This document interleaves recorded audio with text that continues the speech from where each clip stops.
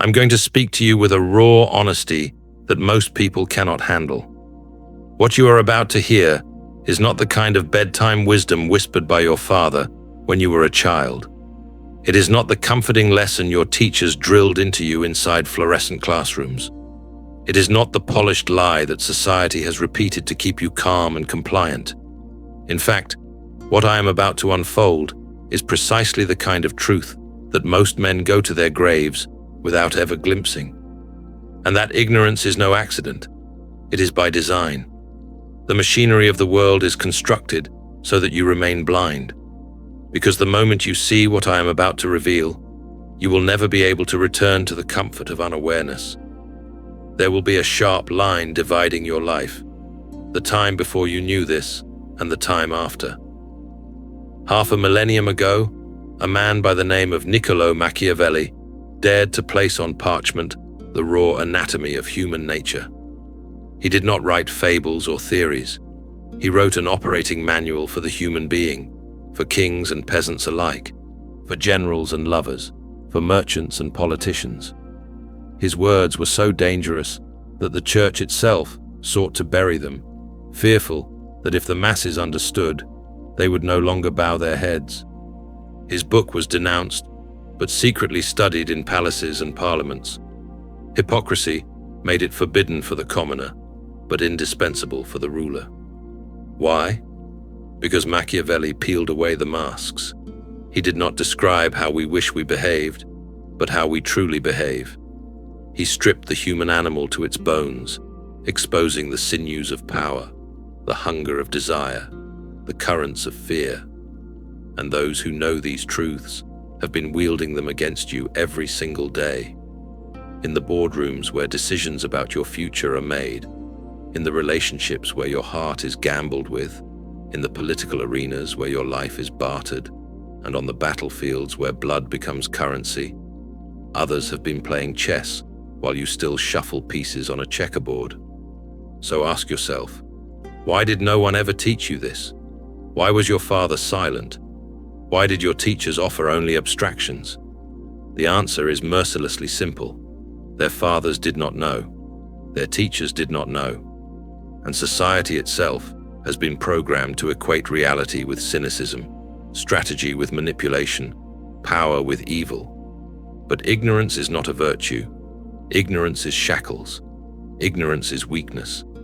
Today, I will put a weapon in your hands, a weapon that is not forged of steel, but of perception. And once you grasp it, you will never again see human beings the way you used to. Your eyes will pierce masks. Your ears will hear through lies. Your mind will no longer be bait for other predators. And that will make you dangerous. You have been told since childhood that humans are rational, that we weigh options like accountants, that we decide by logic, that we march according to reason. This is the most seductive lie you have ever swallowed. Machiavelli knew the truth 5 centuries ago when he wrote that men judge more by appearances than by reality, that they cling to what they see and rarely test what lies beneath. Translated, it means this: people are not moved by truth. They are moved by illusions. They do not hunger for reality. They crave comfort. Think about it. The friend who seeks your advice about his failing relationship, but recoils the moment you tell him the hard truth. The colleague who moans about being broke, yet spends on trivial luxuries because the ritual soothes him.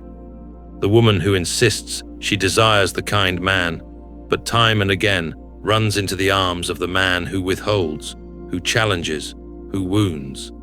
Desire devours logic. Fear suffocates reason. Lust blinds judgment.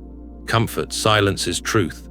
You were taught to win with facts, to convince with evidence, to persuade with logic. But facts are weak currency in the marketplace of human souls.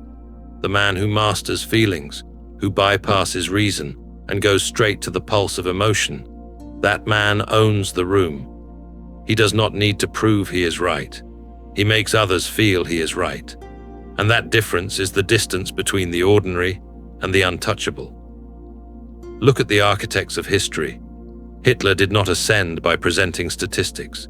He rose on waves of emotion, fear, anger, hope. Corporations do not sell products by showing molecular diagrams. They sell happiness in bottles, freedom in cars, self-worth in clothing. Religions do not spread by syllogisms.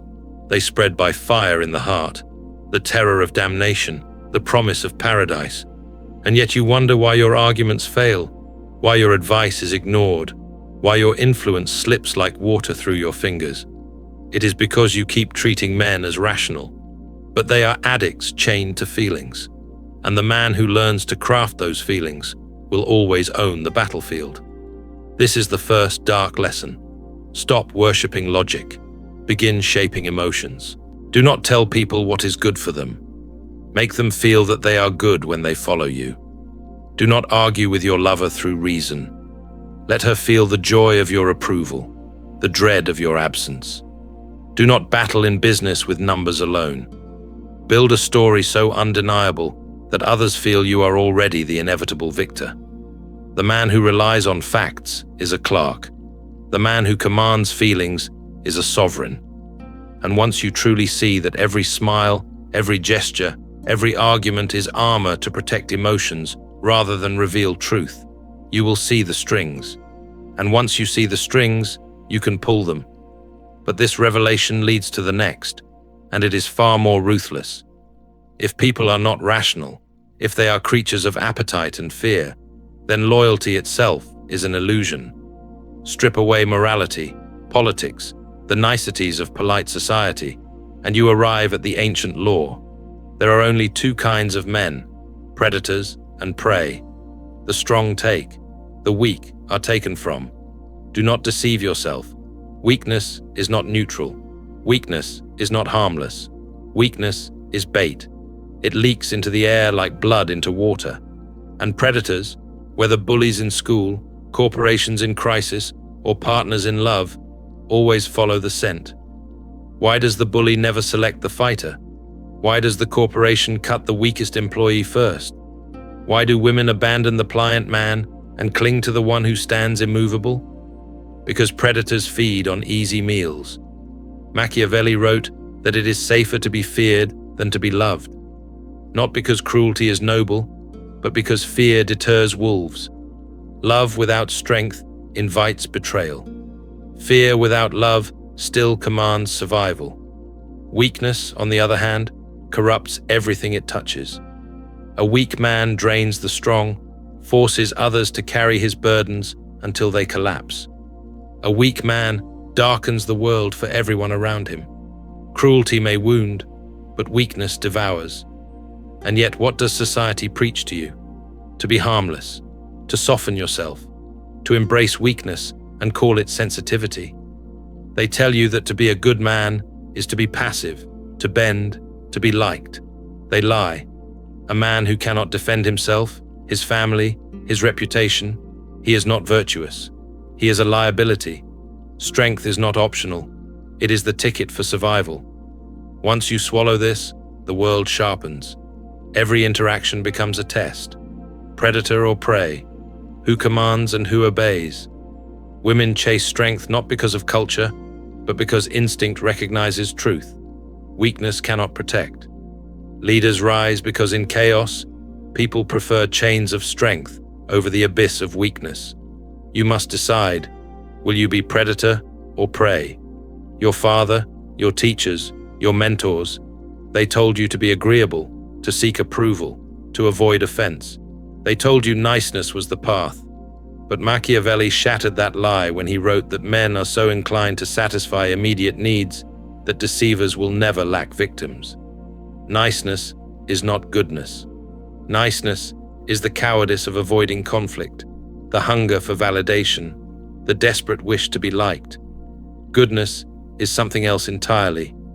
Goodness is the courage to confront, to say what is unpopular, to stand firm though hated. Niceness earns pity. Goodness earns respect. Nice men are not trusted. They are not followed. They are ignored. And to be ignored is the cruelest fate of all. History remembers Caesar, Alexander, Napoleon, not for being nice, but for their iron fused with mercy. their strength fused with justice. They could be generous, but never at the expense of power. You must engrave this into yourself. Weakness with niceness is poison. Strength with kindness is magnetic. Stop chasing approval. Begin demanding respect. If the choice is to be feared, to be loved, or to be ignored, understand this. The ignored man is already dead. Loyalty, love, honesty, trust. These words sound noble, but Machiavelli showed us they are fragile masks. They break when survival is at stake. What endures is reputation, the shadow that enters a room before you, the armor that shields you when daggers rise. What endures is readiness for conflict, the discipline to sharpen your blade even when the field looks calm. What endures is the balance of fear and reward, the art of giving honey with poison, the ability to make people feel you hold both their salvation and their ruin in your hands. And yet above all, what endures is the strength to bend morality itself, to wield it as a tool instead of being chained by it. The world does not reward purity. It rewards power disguised as purity. That is the final truth most men never see. Now you see it, and once you see, you cannot unsee. Every smile will look like a mask. Every promise will sound like bait. Every act of virtue will taste like strategy. This is the cost of awakening. The blindfold has fallen. The world will never look the same. The question is no longer whether you know. You do. The question is whether you will use it. Because knowledge of this weight will either rot inside you, turning into fear and paranoia, or it will ignite inside you, hardening into clarity, strategy, and power. If you are strong enough to carry it, step forward. If not, bury it and pretend you never heard me speak. But understand this: those who dare to wield these truths become untouchable. They are never ignored. They are never prey. They are the ones who shape the world, while others are shaped by it. And now, the choice is yours.